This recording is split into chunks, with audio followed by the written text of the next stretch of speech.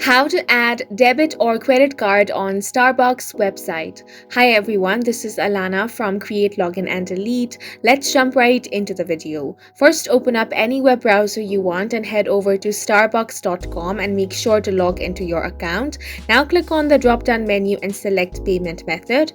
On this page, you want to scroll down and click on Add Credit or Debit Card option.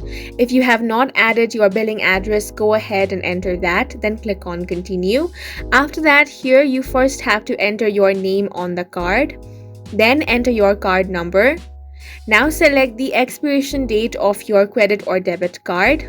Once that is done, enter your security code. Check this box if you want this payment method to be your default and click on the Save option. And this is how you can add debit or credit card on Starbucks website. Please make sure to hit the like button and subscribe for more helpful tutorials.